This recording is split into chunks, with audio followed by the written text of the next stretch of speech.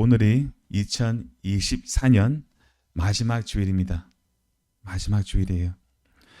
가장 먼저 한 해 동안 우리 온지 교회를 친히 지켜주시며 인도해 주신 하나님의 은혜와 그 하나님의 신실하심을 감사드리며 성삼위 하나님께 모든 영광을 돌립니다. 그리고 1년 내내 이 공동체를 위하여 열심히 섬겨주시고 함께해 주신 저의 동력자 여러분들의 수고와 사랑을 정말 감사드립니다. 2024년 이 마지막 주일에 우리가 고린도 전서의 마지막 부분을 함께 공부하게 되었습니다. 오늘 본문이 바울이 자기 동력자들에게 마지막 권면과 문안을 드리는 말씀입니다. 이 2024년 이 마지막 주일에 여러분들에게 제가 전해주고 싶은 말이 사실은 이 본문에 그대로 담겨 있습니다. 함께 이제 말씀을 보도록 하겠습니다. 13절 말씀을 함께 읽겠습니다. 하나, 둘, 셋. 깨어 믿음에 굳게 서서 남자답게 강건하라. 아멘. 우리가 40주 동안 고린도 전서를 열심히 공부하면서 고린도 교회 안에 수많은 문제들이 일어났다는 것을 보았습니다. 이제 바울이 이 편지의 마지막 부분에서 이 문제투성이인 고린도 성도들에게 하는 마지막 권면은 무엇입니까? 깨어 있으라입니다. 깨어 있으라. 이 깨어 있으라라는 말은 헬라어로 고레이고리오라는 단어인데 영적으로 깨어 있으라라는 말입니다. 특히 이 그레이고리오라는 말은 신약 성경에서 영적으로 깨어 있어서 주님의 다시 오심에 주의를 기울이라라는 뜻을 전달하기 위해 종종 사용합니다. 제가 마태복음 24장 42절 말씀을 읽어드리겠습니다. 그러므로 깨어 있으라. 어느 날에 너희 주가 임하는지 너희가 알지 못함이니라. 아멘. 예수님의 재림이 언제 임할 것인지 아무도 모르니까 교회는 어떻게 해야 합니까? 영적으로 깨어 있으라고 주님께서 우리에게 말씀하고 계십니다. 영적으로 깨어 있으라. 자, 중요한 것은 이겁니다. 우리가 어디에서부터 깨어나야 할까요? 어디에서부터? 중요하잖아요. 자기 생각에서 우리는 깨어나야 합니다. 자기 생각. 왜죠? 모든 인간은 자기 생각에 갇혀 있기 때문이에요. 저도 그렇고 여러분도 그렇습니다. 우리는 우리의 생각에 갇혀 있습니다.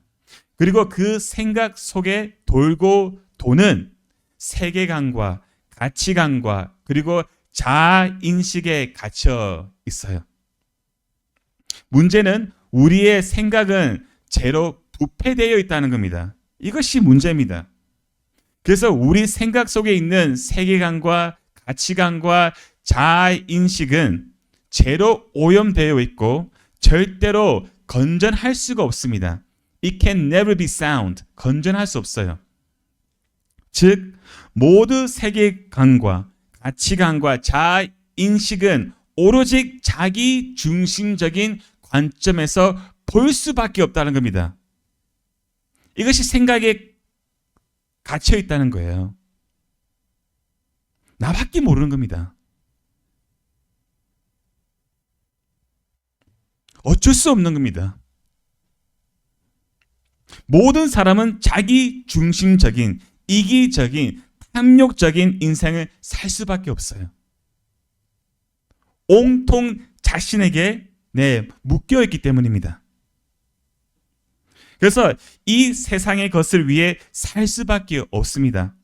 자아 추구하며 내 기쁨, 내 만족, 내 자랑, 내 성공, 결국 나를 위해 살 수밖에 없다는 말이겠죠.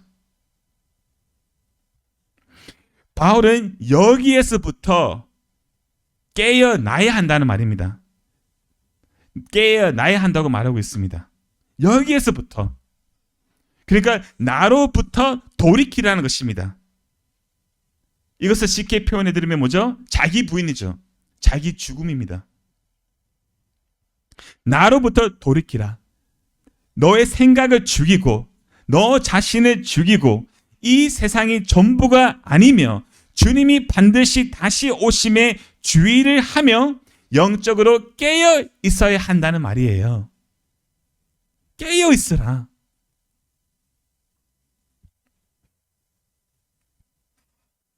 자, 이제 바울이 영적으로 깨어 있어서 다시 오시는 주님을 기다리는 성도가 과연 어떻게 살아야 하는지를 쭉 설명해 줍니다. 하나씩 보겠습니다. 다시 13절을 보십시오. 먼저 뭐죠? 믿음에 굳게 서서. 믿음에 굳게 서서 주님을 기다려야 한다는 말이겠죠.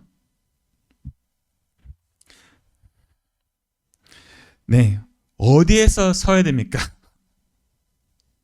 우리 삶의 모든 영역에서 믿음에 굳게 서야 한다는 겁니다. 우리 삶의 모든 영역에서 우리가 믿음으로 살아야 한다는 것이에요. 이 믿음은 주관적인 것보다 객관적인 믿음이에요. 주관적인 것이 아닙니다. 객관적입니다. 그러니까 이 믿음은 진리에 근거한 믿음이란 말이에요. 복음의 뿌리가 박힌 믿음입니다. 여러분, 복음에 기반되지 않는 믿음은요, 믿음이 아닐 수도 있어요. 잘 들어주십시오. 믿음이 아닐 수 있습니다. 그러면 뭐냐? 그저 금정의 힘, 적극적 사고 방식, 자기 확신과 암시, 혹은 정신 통일일 수 있습니다. 많은 사람들이 예수님을 믿는다고 하지만 그 믿음은 이런 심리 작용일 뿐이고 복음과 무관할 수 있다는 거예요, 여러분. 이해하셨죠? 그냥 심리 작용이에요, 작용. 복음과 아무 상관이 없는 믿음입니다. 그냥 본인이 생각하고 느끼는 거예요. 자, 이런 심리 작용에 근거한 믿음은요, 삶에서도 그대로 드러납니다, 여러분. 삶에서도. 복음이 없이 그저 자기 느낌대로, 자기 감정대로, 자기 생각대로, 자기 의지대로 신앙생활을 한다는 거예요.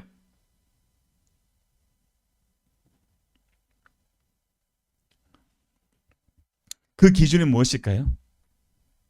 마음 상태가 좋고 문제들이 잘 풀리고 개인의 경건 생활을 너무나 열심히 잘하고 있고 그래서 기분이 좋고 마치 믿음대로 살고 있는 것 같고 하나님의 은혜에 있는 것처럼 느끼는 것. 하지만 마음 상태가 안 좋고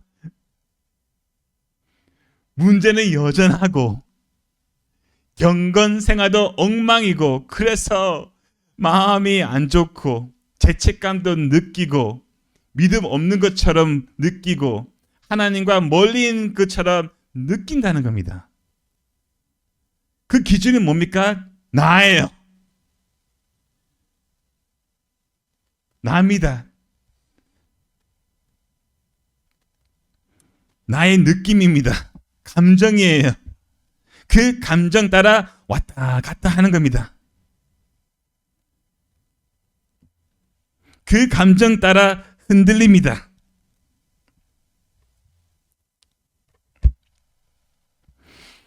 아닙니다, 여러분. 믿음이란 그런 불완전한 것이 아닙니다. 뭐죠? 믿음은 복음에 근거하기 때문이에요. 확실한 기초입니다. 절대로 흔들리지 않습니다. 그래서 우리의 믿음은 우리의 감정 그 따위에 근거하지 말고 항상 십자가의 복음, 부활의 복음에 근거해야 한다는 겁니다, 여러분. 자기 감정에 속지 마십시오. 저도 그렇습니다. 너무나 쉽게 속습니다. 아니에요, 여러분. 속을 때마다 바로 깨우치고 바로 십자가를 바라봐야 됩니다, 우리는. 보세요. 다시 13절을 보시면 남자답게, 우리 넘버 27, calvin, 남자답게, 바울이 남자답게 주님을 기다려야 한다고 말하죠. 지금 바울이 남성 우월주의를 지지하고 있는 것이 아닙니다. 남자답게라는 말은 어린이 되라는 겁니다. 어른. 성숙한 어른답게 행동해라는 겁니다.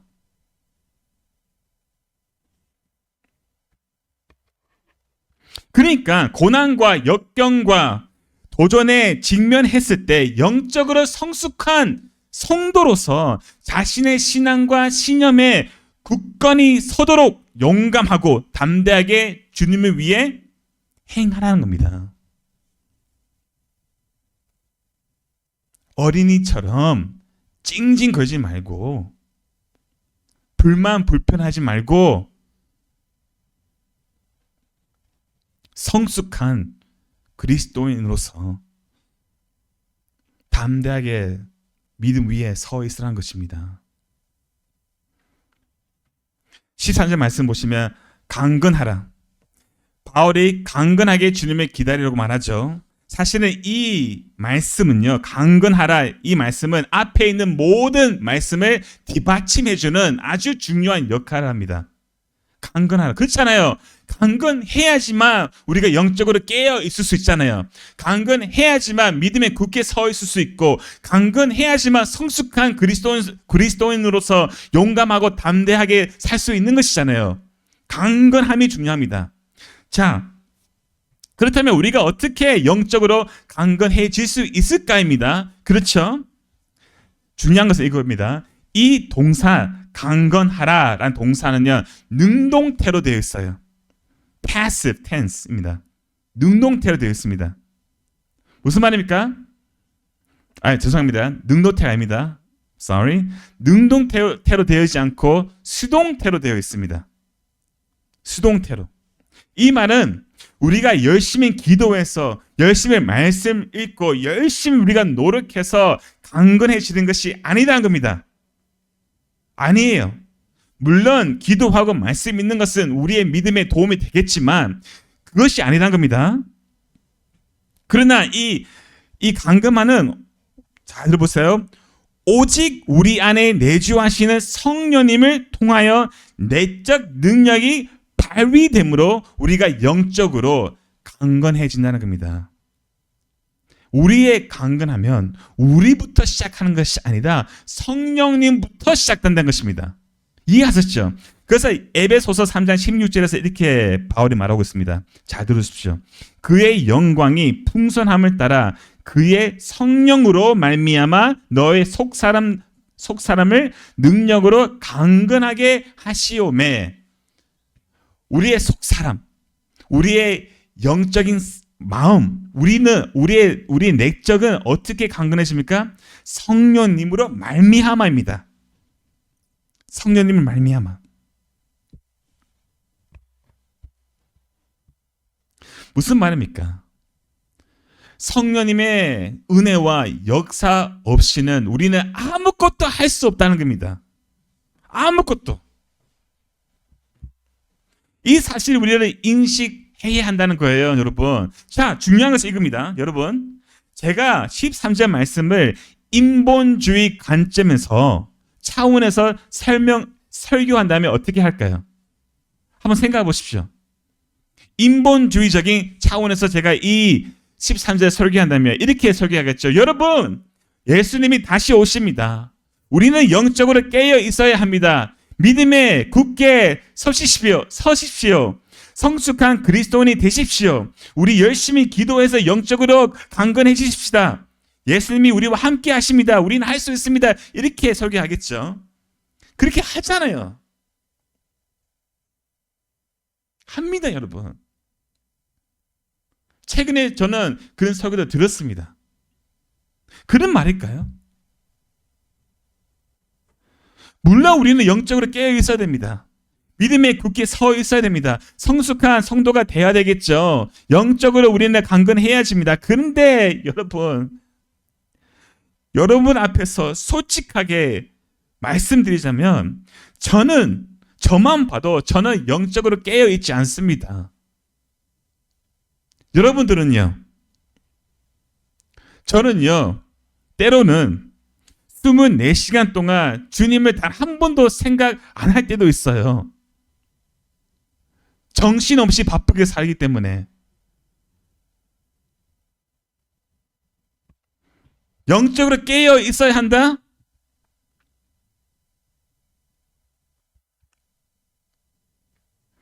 저는 믿음에 굳게 서지도 못합니다.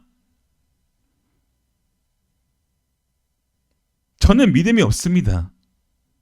제가 이 자리에서 지금 설교하고 있는 것은 하나님께서 은혜로 저를 붙들고 계시기 때문에 감히 제가 설교하고 있는 겁니다.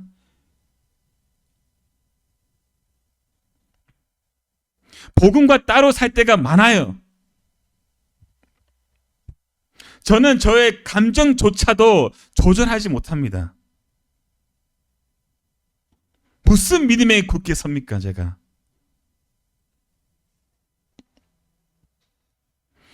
저는 미성숙한 그리스도인입니다.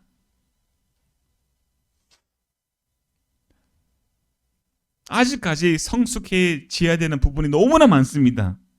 얼마나 부족한지 모릅니다. 저는 정말 약하고 쉽게 부서지는 질그릇 같은 존재입니다. 얼마나 제 감정이 쉽게 상하는지 모릅니다.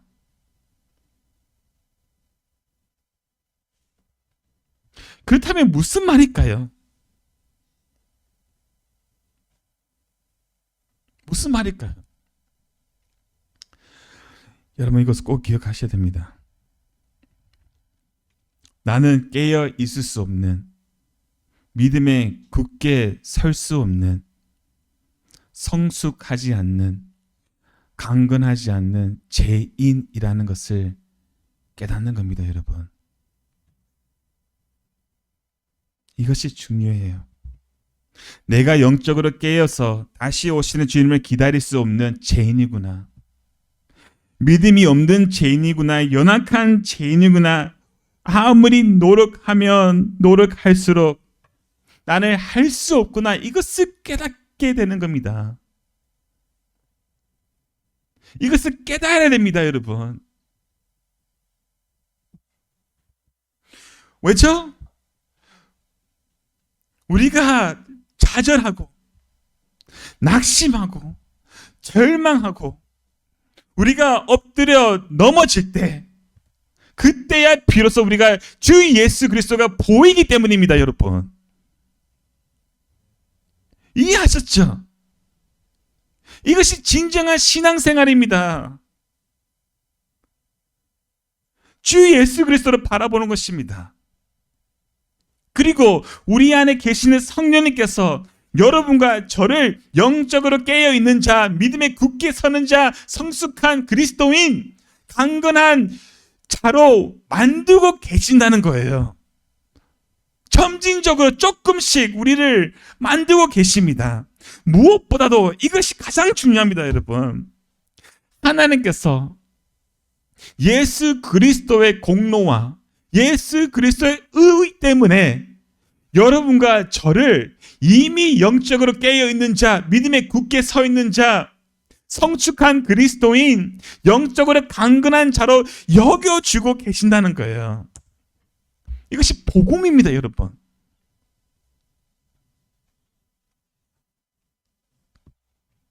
이것을 아셔야 됩니다. 이것이 복음적인 설교입니다. 그렇기 때문에 복음을 아는 자는 실패해도 넘어져도 깨어 있으려고, 마음 믿음에 굳게 서려고, 성숙해지려고, 영적으로 강건해지라고 노력합니다. 이해하셨죠? 출발점이 다릅니다. 14절 말씀 읽겠습니다. 너의 모든 일을 사랑으로 행하라. 아멘. 이 모든 일, 방금 제가 말씀드렸던 깨어있으라, 믿음에 굳게 서라, 성숙해지라, 강건해지라, 이 모든 일을 어떻게 해야 된다고요? 사랑으로 행하라고 말합니다. 뭐죠? 잘 들으십시오, 여러분. 사랑이 없으면요, 우리의 강함은 지배적이고요, 우리의 성숙함은 오만해지고요, 복음을 안다고 하는 우리의 지식은요, 자기의가 될 수밖에 없기 때문이에요. 이 사랑은 어떤 사랑임입니까? 아가페 사랑입니다. 아가페 사랑이에요. 무조건적인, 희생적인, 이타적인, 자기 자신이 없는 사랑입니다. 이 땅에 없는 사랑이죠. 인간적인 사랑이 아닙니다. 즉 아가페 사랑은 하나님의 사랑이죠. 그리고 그 하나님의 아가페 사랑의 본체이시며 실체는 누굽니까? 예수 그리스도입니다. 예수님이 아가페이십니다.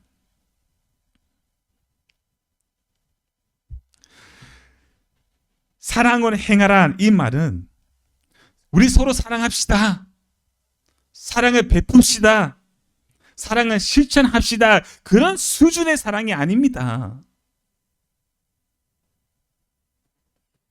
그렇게 사랑할 수도 없고요. 사랑하면 사랑할수록 우리가 깨닫는 것은 무엇입니까? 내 안에 사랑이 없다는 것이 깨달아지잖아요. 모든 일을 사랑으로 행하라는 말은 아가페 사랑이신 예수 그리스도 중심으로 행하라는 말입니다. 예수 그리스도 중심으로 행하라는 말은 무슨 뜻이냐면 십자가 중심으로 행하라는 말입니다. 뭐죠? 아가페 사랑의 표현이 뭡니까? 십자가잖아요. 이해하셨죠? 여러분, 이 비밀을 아셔야 됩니다.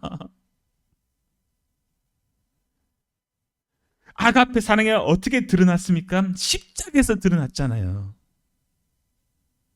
그리스도의 중심으로 행하는 것은 십자가 중심으로 자기 부인, 자기 포기, 자기 비움, 자기 버림, 자기 내려놓음으로 해라는 겁니다. 모든 것을. 왜죠?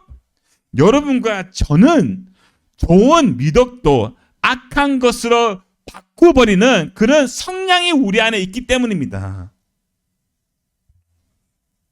이해하셨나요?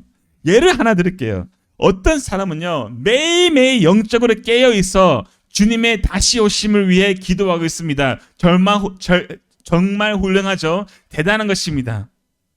그러나 그것을 자기 의로 삼고 그것을 스스로 자랑하고 또한 자기처럼 하지 못하는 사람들을 무시하고 가르치고 비판한다는 거예요.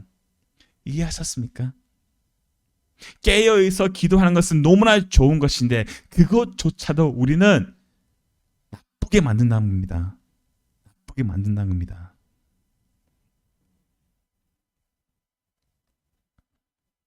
이것이 우리의 수준이에요. 저의 수준입니다. 그렇기 때문에 성도에게 필수적인 것이 무엇입니까? 십자가예요.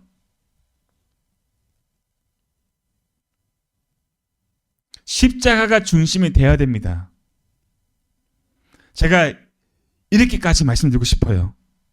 십자가가 중심이 되지 않으면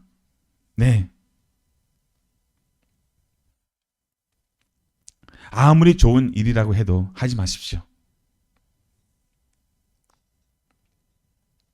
진짜 그렇습니다, 여러분.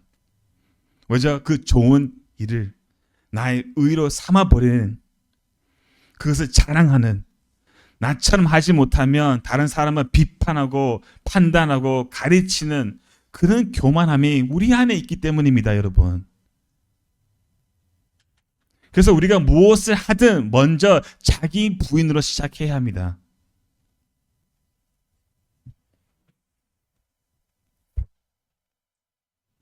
이해하셨죠? 듣고 계시죠? 중요합니다, 여러분.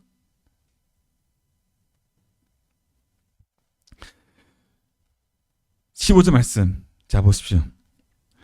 형제들아, 스데바나의 집은 곧 아가야의 첫 열매요 또 성도 섬기기로 작정한 줄을 너희가 아는지라 내가 너희를 권하노니. 아멘.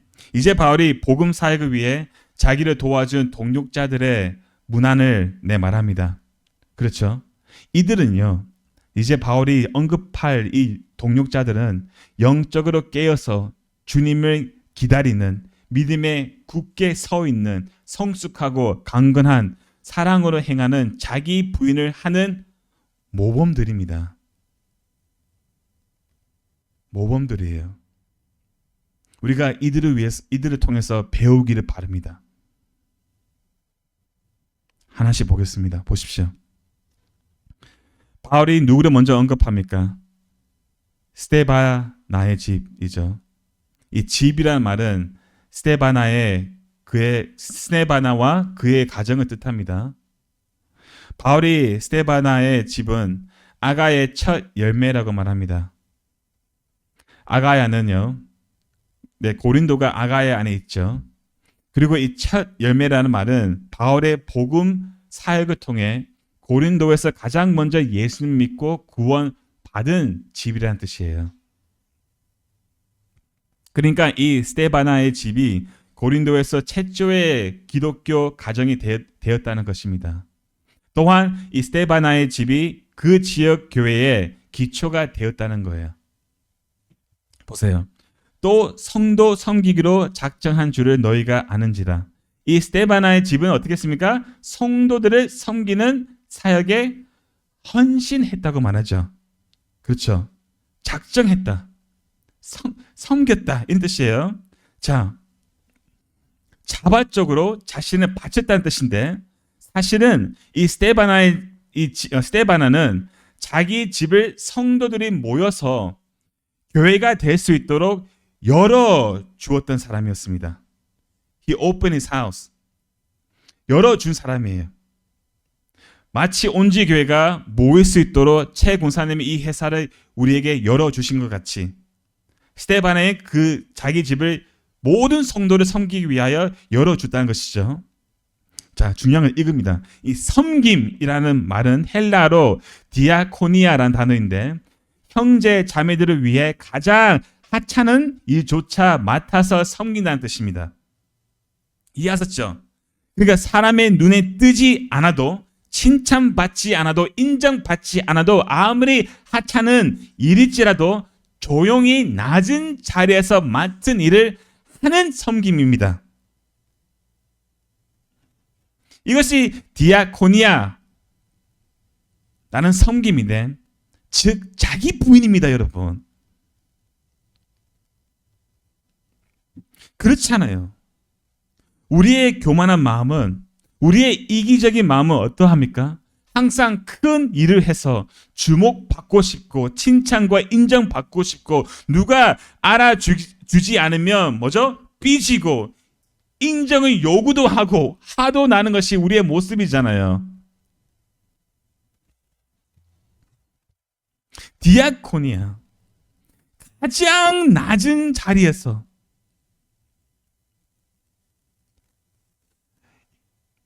무시당해도 인정받지 못해도 섬기는 것은요, 자기 부인이 없으면 불가능합니다. 예수님께서 이 섬김이 무엇인지 보여주시지 않았습니까? 하나님이신 예수님은 자신을 철저히 비우시며 종의 형체를 취하시고 심지어 십자가에서 죽기까지 복종하셨습니다. 철저히 자신을 내려놓으셨습니다. 자기 부인을 하셨다는 것이죠.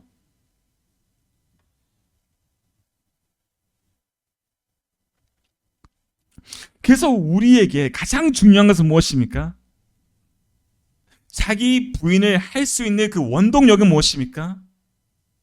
먼저 자기를 철저히 비우시고 십자가에 달려 죽으신 예수 그리스도를 바라보는 겁니다. 그 예수 그리스도 우리가 바라볼 때, 믿음으로 바라볼 때 우리도 자기 부인을 할 수 있다는 겁니다, 여러분. 자, 보세요. 16절 말씀. 이 같은 사람들과 또 함께 일하며 수고하는 모든 사람에게 순종하라. 이어서 바울이 스데바나와 같은 사람들과 또 함께 일하며 수고하는 모든 사람에게 순종하라고 말합니다. 서로에게 순종하는 것은 쉬울까요?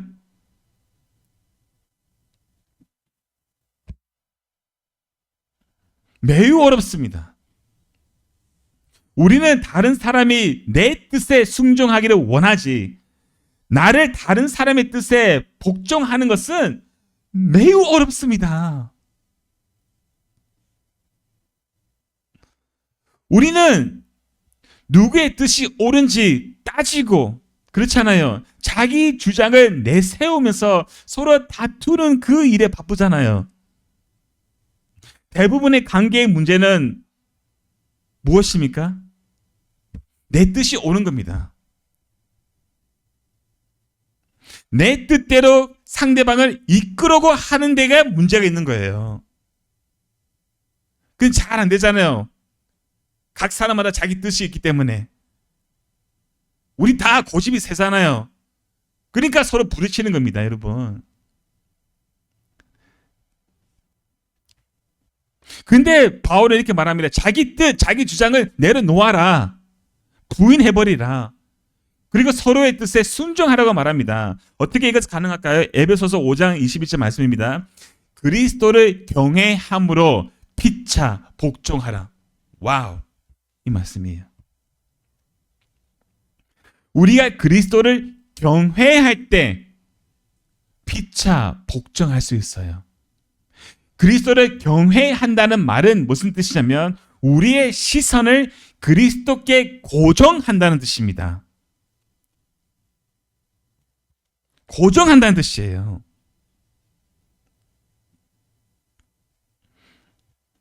우리가 주님을 바라볼 때 우리가 무엇을 깨닫게 됩니까? 죽기까지 복종하신 아버지의 뜻에 온전히 순종하신 예수 그리스도를 바라볼 수 있는 겁니다. 그 주님을 바라볼 때 우리도 서로의 뜻에 순종할 수 있다는 겁니다.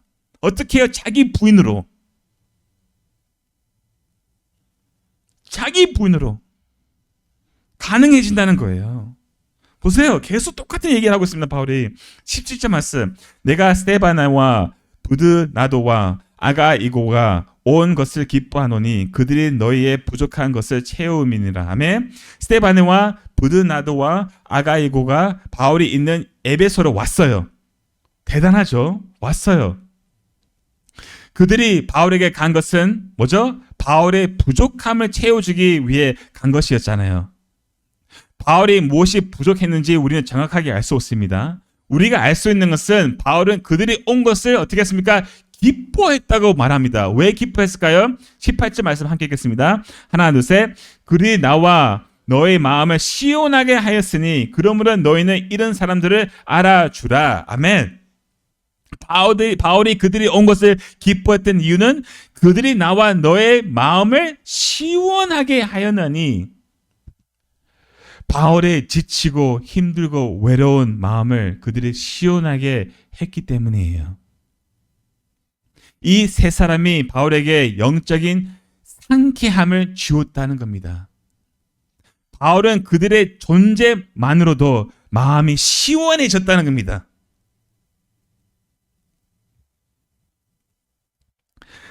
여러분, 고린도에서요, 에베소까지 가려면요 8일 동안 여행을 가야 됩니다. 8일입니다. 8일.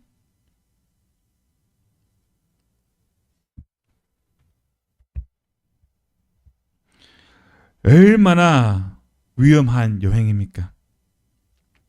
수고스럽고 희생적인 여행입니까? 너무나 대단한 섬김과 사랑이 아닙니까? 이것이 교회입니다, 여러분. 사랑하는 지체가 도움이 필요하다면 달려가는 교회. 그렇잖아요, 여러분. 우리 온지교회 그런 교회가 되기를 바라요. 사랑할 지체가 어디에 있든 어떤 상황에 있든 우리의 도움이 필요하다면 그곳으로 달려갈 수 있는 교회, 서로의 부족함을 채워주는 교회, 서로의 마음을 시원하게 하는 교회, 영적인 상쾌함을 주는 교회, 이런 교회가 되고 싶지 않습니까? 저는 그런 교회가 되기를 바랍니다. 사는 것은 만만치 않습니다. 답답합니다. 막막합니다. 우리가 6일 동안 여러모로 고생하지 않습니까? 각 사람에게 고난이 있어요. 외로움이 있습니다. 힘든 부분이 있습니다. 말로도 할 수 없는 그런 부분이 있어요. 얼마나 우리 인생이 영적으로도 마음으로도 육체적으로도 지치지 않습니까? 힘듭니다, 사는 것이. 그런데 우리가 주일에 이 예배당에 모여서 함께 성삼위 하나님께 예배를 드리고 이 예배 후에 함께 교제하며 함께 마음을 나눌 때 우리의 마음이 어떻게 돼야 됩니까? 시원해져야 된다는 겁니다, 여러분. 영적인 상쾌함을 서로에게 주어야 한다는 겁니다. 교회는 서로에게 부담 주는 그런 곳이 아닙니다. 더 서로를 지치게 하는 곳이 아니에요. 스트레스를 더해주는 곳이 아닙니다. 교회는 함께 그리스도 안에서 안식을 누리면서 함께 서로의 마음을 시원하게 해주는 곳입니다. 문제는 무엇입니까? 왜 자기 부인이 필요한지 말씀드릴게요. 문제는 이거예요. 우리는요, 우리의 감정에 너무 몰입되어 있다는 겁니다. 다른 사람의 마음의 상태, 영적인 상태를 관심을 줄 수 있는 여유가 없습니다. 여유가 없어요. 내 감정이 중요하니까, 내 삶이 중요하니까. 아닙니다. 우리는 내 감정을 버려야 합니다. 서로의 마음을 시원하게 해야 합니다. 어떻게 해요? 자기 부인으로. 내 감정을 먼저 부인하지 않고는 다른 사람의 감정을 신경을 쓸 수가 없어요, 우리는.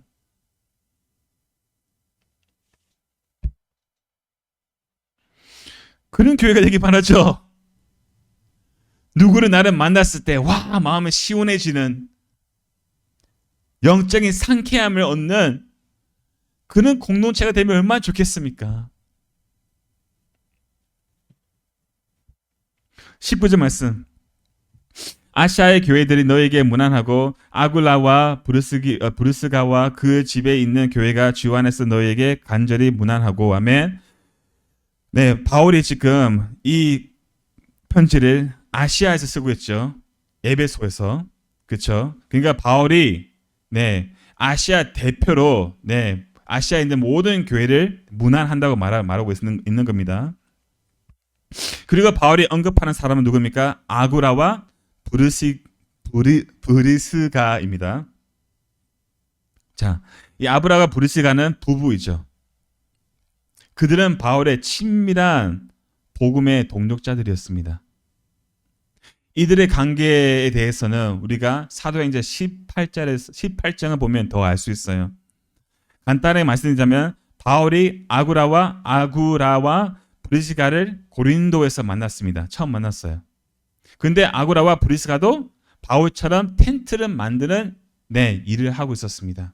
근데 바울을 만나고 나서 아구라와 브리스가는 어떻게 했습니까? 모든 것을 버리고 바울의 복음 사역에 동참했습니다. 그리고 나중에 함께 에베소로 떠났죠. 그리고 바울이 에베소로 떠났을 때 아구라와 브리스가를 에베소 교회의 지도자를 세웠습니다.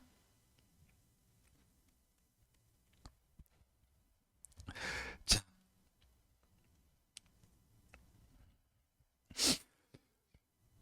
아굴라와 브리스가와 그 집에 있는 교회가 주 안에서 너에게 간절히 문안하고. 보세요, 여러분. 초대교회 때는 대형 교회가 있었을까요? 없었어요. 초대교회는 항상 집에서 모여 예배를 드렸고 그리스도를 믿는 자들이 모인 곳이 바로 교회였습니다. 이 원리는 오늘도 동일합니다. 교회는 건물이 아니고요. 우리가 교회죠.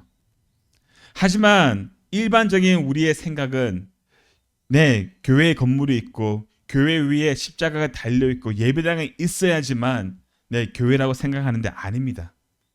여러분과 제가 교회입니다. 우리가 어디에 가든 우리가 모인 데가 교회입니다. 자, 여기서 우리가 깨달을 수 있는 것은 이거예요. 그 당시에 권세 있고 능력 있고 명예 있고 부유하고 그런 사람들이 이 문안에 기록되어 있습니까? 아니라는 겁니다. 성도들을 섬기는 자들만이 기록되어 있다는 거예요, 여러분. 반복적으로 말씀드리지만 예수님을 위하여, 복음 사역을 위하여, 교회를 위하여, 성도를 위하여 자기를 부인하고 섬기는 자가 영적으로 깨어있는 자요, 믿음에 굳게 서 있는 자요, 성숙한 자요, 강건한 자입니다. 20절 말씀. 모든 형제도 너에게 문안하니 너희는 기록하게 거룩하게 입 맞추며 서로 문안하라. 무슨 뜻일까요? 이 당시 문안은 뭡니까? 형제 자매의 진정한 사랑의 표현을 서로 입 맞춤으로 인사했습니다. 지금도 어떤 나라들은 이런 문화를 지금도 가지고 있죠. 그래서 서로 만날 때 남자는 남자에게, 여자는 여자에게 서로 입 맞추면서 인사를 나누었습니다. 그 입 맞춤 안에는 사랑과 교제와 감사와 심지어 용서까지도 다 포함이 되어 있다고 말합니다. 중요한 사실은 이거예요. 그 당시에 여러분 노예 제도가 있었죠. 이 말은 고린도 교회 안에는요, 자유인도 있었고 노예도 있었어요. 함께 섞여 있었습니다. 그 당시 사회에서는 자유인은 노예를 완전히 무시해 버렸습니다. 물건으로, 소유로 취급했어요. 그래서 귀족들은요, 자기끼리만 서로 입 맞추고 인사했습니다. 노예에게 가까이 가지도 않았어요. 그러니까 바울이 지금 하는 말은 뭐냐? 자유인이냐 노예나 서로 차별하지 말고 똑같이 서로 입 맞추고 인사하라는 거예요. 뭐죠? 교회 안에는 차별이 있을 수 없기 때문입니다. 노예든 자유인이든 부자든 가난한 사람이든 다 그리스도 안에서 한 가족이기 때문입니다.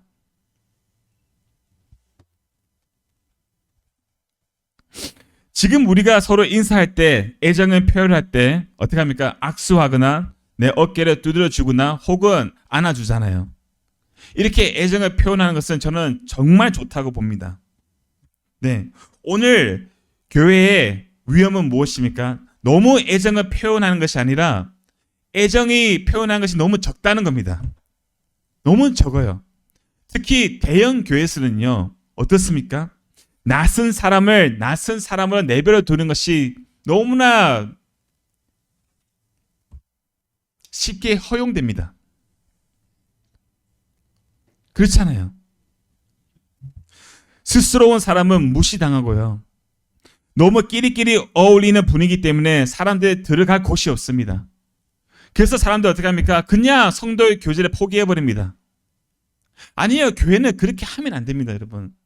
교회 안에는 소외감을 느끼면 안 됩니다. 그래서 교회는 어떻게 해서라도 모든 사람에게 관심과 애정과 정성을 표현해야 한다는 거예요.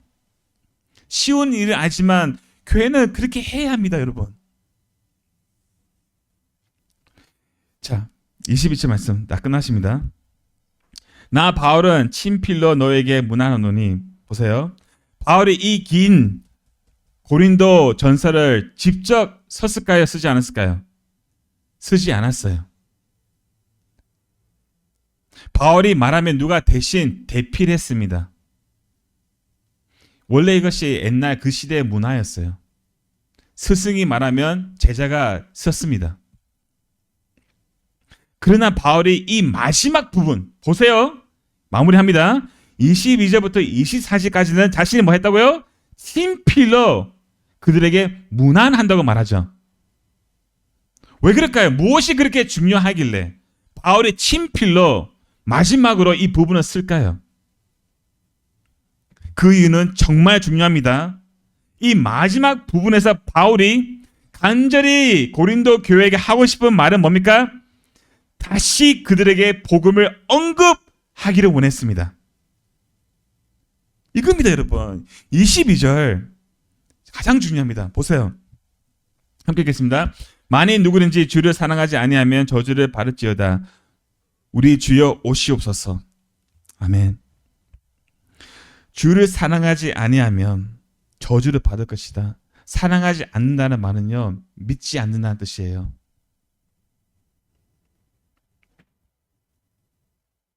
믿지 않으면 저주를 받을 것이라고 말합니다. 이 저주라는 말은 헬라어로 아나테마라는 단어인데요. 하나님의 진노와 심판을 위해 따로 구별된 사람을 나타날 때 사용되는 단어입니다. 하나님의 진노의 심판, 저주를 받는 사람을 뜻하는 거예요.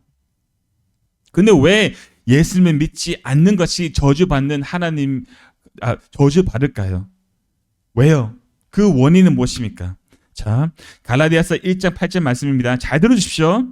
그러나 우리나 혹은 하늘로부터 온 천사라도 우리가 너에게 전한 복음 외에 다른 복음을 전하면 저주를 받을지어다. 바울이 전한 복음은 어떤 복음입니까? 십자가 복음입니다. 은혜의 복음입니다. 그렇다면 저주를 일으키는 그 다른 복음은 과연 무엇일까요? 무엇일까요? 하나님의 심판과 진노와 저주를 일으키는 다른 복음은 뭐냐? 복음 더하기 율법입니다. 복음 더하기 율법입니다. 복음도 믿고 율법도 지켜야지만 구원을 받을 수 있다는, 의롭게 될 수 있다는 다른 복음이에요. 근데 여러분 아시죠? 율법은요, 저주를 받게 합니다. 무슨 말일까요? 율법은 선하고 좋은 것이잖아요. 왜 저주를 받게 할까요? 보세요. 갈라디아서 3장 10절 말씀입니다. 무릇 율법 행위에 속한 자들은 저주 아래 있나니, 그러니까 율법을 행하는 사람들은 뭐다고요? 저주 아래 또 말합니다. 기록된 바 누구든지 율법 책에 기록된 대로 모든 일을 항상 행하지 아니하는 자는 저주 아래 있는 자라 하였습니다. 율법을 항상 행하지 않는 자, 그러니까 율법 중에 하나만 깨트려도 하나님의 저주 아래에 있다는 거예요. 무슨 말이냐면 아무도 율법을 지킬 수 없다는 겁니다. 아무도 율법을 지킬 수 없기 때문에 그 율법에 따르는 저주 아래 모든 인간은 놓아져 있다는 겁니다.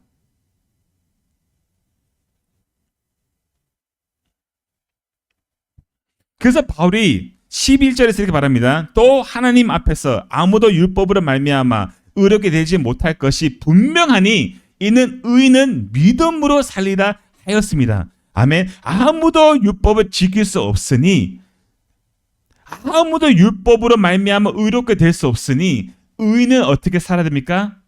믿음으로 살아야 됩니다. 믿음. 무엇을 믿을까요?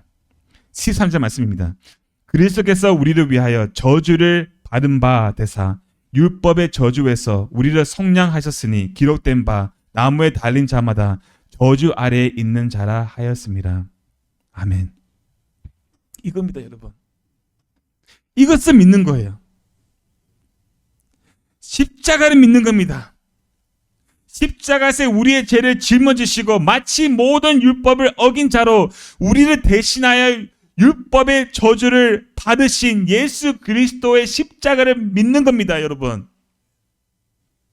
그 십자가에서 예수님이 당신의 의를 우리에게 전가해 주시며 마치 우리가 모든 율법을 친히 지킨 자처럼 의롭게 여겨주시는 그 예수 그리스도의 십자가를 바라보는 겁니다, 여러분. 마지막 순간에 바울이 고린도 성도들에게 이 말을 하고 싶은 것입니다. 다른 것을 바라보지 마라. 십자가를 바라보라. 너희가 무엇을 잘했어가 아니다. 예수 그리스도 의 때문에, 십자가 때문에, 그 은혜 때문에 너희가 의롭게 된 자들이다. 이것을 기억하라. 이것을 기억하고 깨어있고 믿음에 굳게 서있고 성숙해지고 강건하게 나아가라. 이것이 바울의 마지막 권면입니다, 여러분. 이것이 여러분. 그래서 바울이 하는 말씀은 무엇입니까? 우리 주여 오시옵소서. 마라나타잖아요. 예수님이 재림하시는 그날은요, 하나님의 저주가 함께 동시에 임하는 날입니다. 그렇다면 그리스도의 재림이 기다리고 있는 우리는 어떻게 살아야 할까요? 깨어 있어 믿음에 굳게 서며 성숙하고 강건하게 서로를 섬기는 것입니다. 자기 부인하고 서로의 뜻에 복종하며 서로의 마음을 시원하게 하도록 섬기는 거예요. 마라나타 믿음은 무엇입니까? 마라나타 기다리는 신앙은 무엇입니까? 한번 따라하겠습니다. 자기 부인으로 서로를 섬기는 것이다. 이겁니다, 여러분. 이거예요. 이것이 제가 이 마지막 주일에 여러분들에게 드리고 싶은 말씀입니다. 시간이 다 되어서 맺겠습니다. 저는 2024년 1월 7일에 우리 온지교회가 개척되는 순간부터 1년 내내 여러분들의 섬김을 받았습니다. 영적으로, 마음으로, 물질로, 정말 여러모로 여러분들의 섬김과 사랑을 마음껏 많이 받았습니다. 얼마나 제가 감사한지 모릅니다. 정말 감사합니다. 여러분들은 저의 동력자이십니다. 저의 마음을 시원하게 해주는 사람들입니다. 2025년에도 여러분들의 섬김을 제가 감히 부탁드립니다.